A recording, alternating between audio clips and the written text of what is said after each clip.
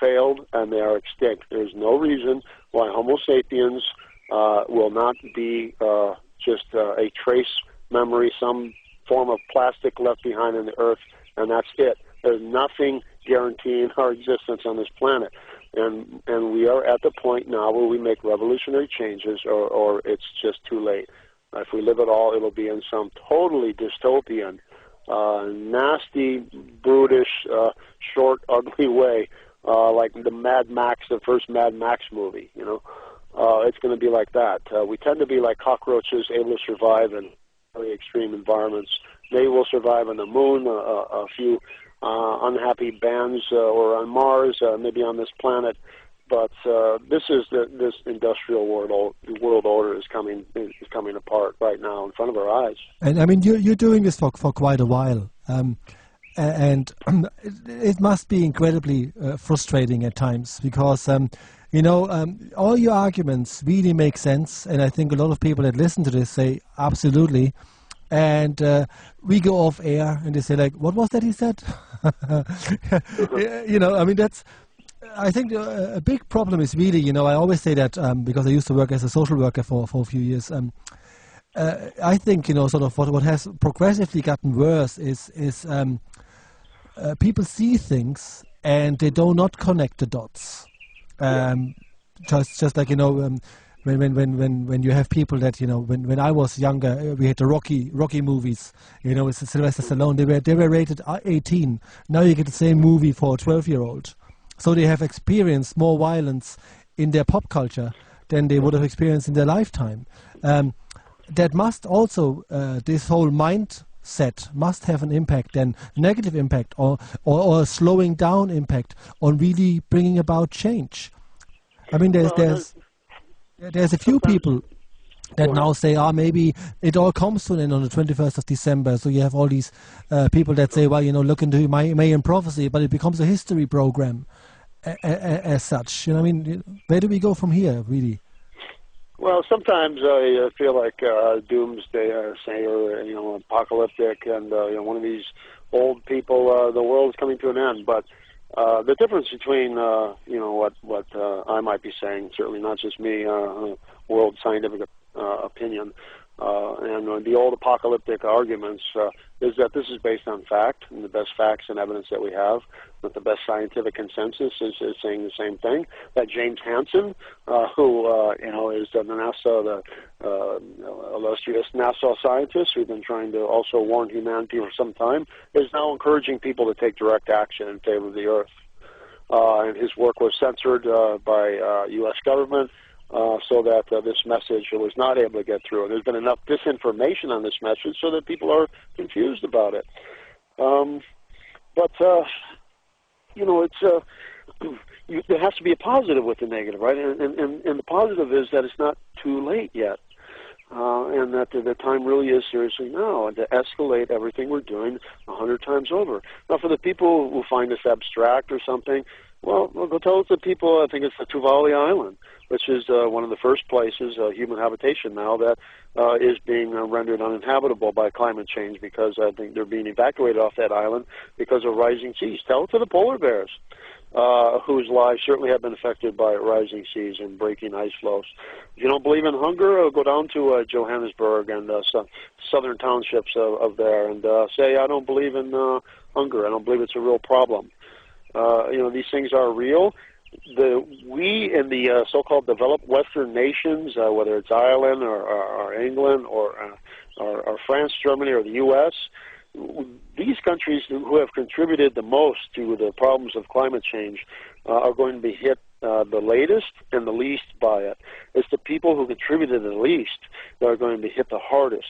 So it's in the southern hemisphere, the poorest people, that you tell them climate change is speculative, and you tell them it's a hoax, and you're going to get a different response. you probably get a fist in your face yeah, until you look, see it. it's consumer narcissism. Yeah. We live relatively privileged lives, and you got to pay attention to what's going on in the world, and don't count on the corporate media to tell you. I mean, when you were talking there about the polar bears, they have this movie Arctic Tale. It's narrated by Queen Latifah, and it shows two cubs. I think one polar bear cub, and the other one is a seal or something. And it really is well narrated, and it shows the problems that they have with the melting polar caps. But it is done in a way that it actually is now to be found in a children's section. And it has become another sort of movie that is almost in the same vein as Brother Grimm. It is very unreal, or done in a way that, even though it's a good movie, it's done in a way that it ends up on a shelf in a living room, in a children's room. And I think that's part of the problem, that a lot of people just don't want to know about it. Yeah, and I don't think the vegan community wants to know about it anymore. The vegan community has the same human nature as a lot of us. We don't like depressing news. We don't like to face what real facts are, and we don't like to move out of our comfort zones. We want to make our activism so that we can do it at fancy Whole Food stores, and we want to make it so that we can do it out of our home. So we don't have to do anything uncomfortable or unpleasant, or anything that gets in the way of normal things. Well, so you find human nature in the vegan community too, and I want to say that this community also is very much in denial. And if they weren't in denial, they'd be talking about these issues a lot more seriously. They'd be talking about China and India.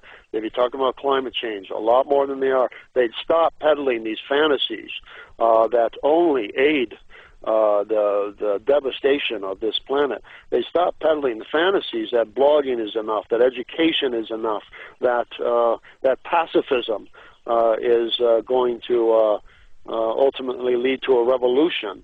That nonviolence can always stop violence, or that an eye for an eye only makes the world blind. That's all part of the problem and not the solution. So when you see a world where you have passive activists, you know that Orwellian doublespeak has come full circle. And it's just part of the same world where freedom fighters are called terrorists and terrorists are called freedom fighters. There's not much reality left in this world. Yeah. And it's very easy to sell cheap fantasies and lies and myths to any kind of people. People would rather join a cult than join a movement. And I'm afraid that's what this vegan community has become. A large part has become a cult of people who have a leader and who think that their leader is always true, always right, that they are never wrong, that everyone else is always wrong. And let me tell you something. I'm not an absolutist. I don't think there's only one way. I think that there are different contexts that require different solutions and different tactics. Anytime anybody starts talking to me about absolutistic terms or in universalistic terms, as if there's just one tactic or one philosophy, then I know that they're wrong, because the world is much too complex for that. And in some cases, a nonviolent tactic will work, and it's probably the best way to go about things. In other cases, to stop poaching in Rwanda or something, by the way, how they're stopping poaching now, they're killing poachers. People say, there might be an armed struggle in the animal liberation movement someday. There's already an armed struggle. It's in Rwanda. That's how they're protecting the elephants. So there's no easy answer to any things, and I don't claim to have it. And I know I can be wrong about certain things, and when I can have a productive debate with somebody, I can learn something.